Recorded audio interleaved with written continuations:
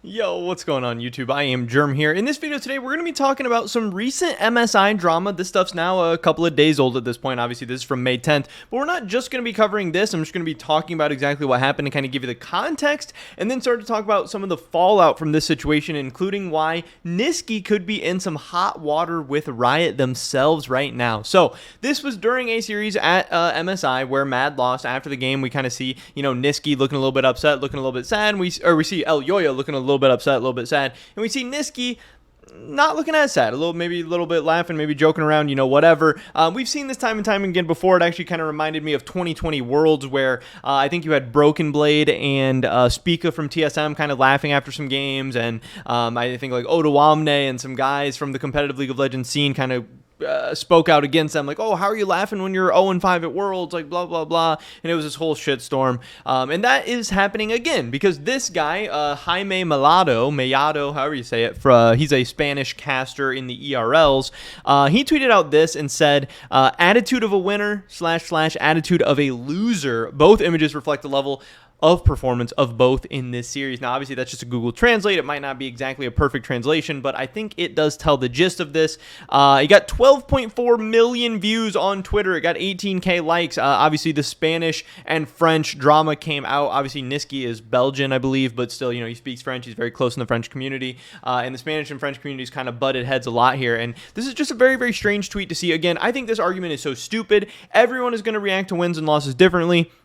Yes, they are competitive players. Yes, they are playing at the highest level. But guess what? Whether you are sad, upset, mad, or able to laugh and joke around and relax after you lose a big series, it's not going to change anything. You can't go back and change the outcome of anything. So why do people make a big deal about it? Do we think Nisqy doesn't care? Do we think he doesn't try his hardest? Do we think, he didn't give it everything he had in that series? Is that what we think? No. Then why after the game do you need to be depressed? Why do you need to be totally defeated? Is that going to help you going forward? Is that going to help prepare you for the rest of the tournament? Is that going to help prepare you for the future? Like, no, it's just idiotic. Fans just get all riled up and mad and upset. They want everyone, overall people are like pretty mad, upset, depressed. They want other people to, be upset, mad, whatever, depressed. Like, I get it. You're a fan. You're passionate. Your team lost a big match, a big series, whatever, and you can be upset.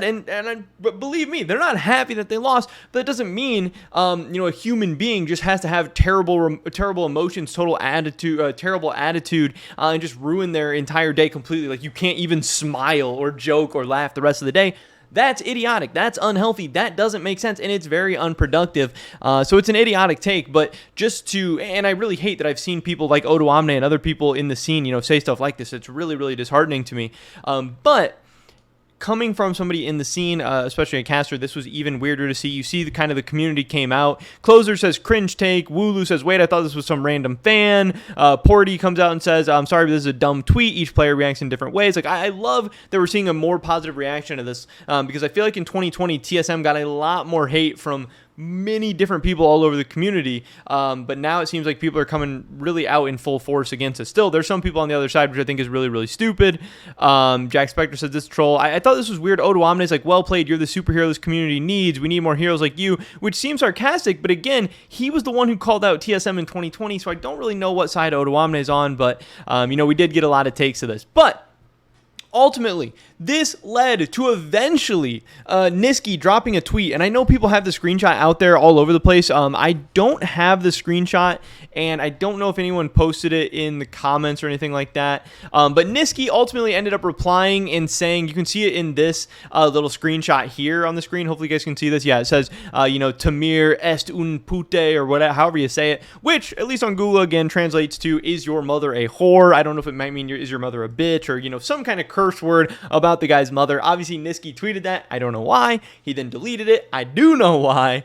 And it just added to the, was more fuel to this crazy fire. But again, that's the context of what happened. That's the whole drama. That's what's got us to this point, to which eventually Nisqy has now gone on stream and apparently talked about this whole situation, and Express LOL tweeted out this. This is the main reason I want to talk about in this video, main thing I wanted to go over. He says, translation of Nisqy stream with MSI thoughts. So, When the team left Berlin, Mad Lions, everything was okay. Scrim results were good, but everything went badly 5 days before the start of MSI when they arrived in London.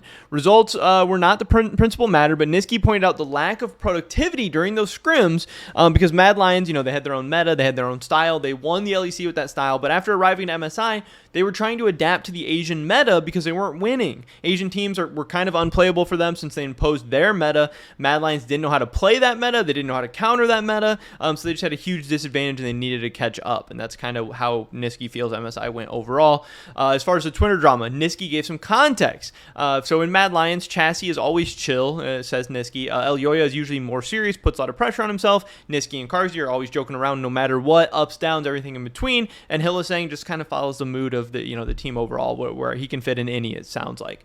So he says, why did Nisqy smile? He was talking with Karzi about Korean Aphelios, saying that it was terrifying to play against. After the game, Nisqy received a lot of DMs. People said bad things to him. He doesn't really care because that always happens. But later during the evenings, he realized he was on top of Twitter trending. At that moment, he discovered the tweet from the Spanish guy. There was more DMs. There was, hate coming. And then that's why he tweeted his insult. He apologized then, and he apologizes now. He really does think it was bad to tweet that out, which obviously it is. To give some context, he was especially angry because the original tweet did not come from a random, but it came from a Spanish caster with 60K followers. So that's probably why he was a little bit more upset. And that's somebody who has influence in the scene and should be an example for other people, not trying to spread hate and, get their followers all riled up and everything. Nisqy does regret that from the Spanish side, no one calmed down the situation. He would have really liked it if Ibai or some other big Spanish person in the scene kind of calmed the Spanish fans down, but nobody did that. He says Elyoya came to him and he asked if he wanted to put out a tweet to defend him. Nisqy said he didn't want him to tweet anything out. That's not his style, but Express says it feels like Nisqy does wish that Elyoya did do something. He just didn't want to ask him for it. He says if the situation was the opposite, Nisqy would have stepped right up. Like if Elyoya was getting bullied by French people or whatever, French fans, Nisqy would have stepped up and tweeted something out. Nisqy says he blocked all the Spanish people that insulted him. He said he's going to dodge Spanish media. He says he mentioned Bloop and says no interviews for them in the future, which is pretty hilarious, but also a W from Nisqy there. In the end, Nisqy considered he was not really affected by this drama. Again, he's used to this. He's gone to many international tournaments before. He's gotten a ton of hate and stuff before. He kind of shrugs it off. He says he has, giga mental, or however you want to call it, indestructible mental. On the other hand, other players were affected. Elyoya, it seems like, was really impacted by the whole drama, kind of upset, saddened, stressed out by it. So in the end, Spanish fans, all they did was weaken a Spanish player. So Nisqy just thinks, hey, it's kind of dumb. Like, what the heck are you guys doing? Match against G2, the defeat was not a surprise, all this stuff. So yeah, in the future, he does not see any changes in the roster for summer. 5 same players. He was sure of it, but then realized that, during the market, maybe anything can happen. Nisqy did apparently request an investigation, into the Spanish caster stuff. Spanish caster started the drama. Spanish Ibai's friend who insulted Nisqy on the co-stream. Too early to know anything, but we'll see what happens. Good news is that Nisqy is now, moving forward. He's motivated for summer split. We'll have to see what happens there. I think he's still going to be in Mad for the summer split for 2024. It's hard to know. He'll have one more year of contract, so who knows what's going to happen.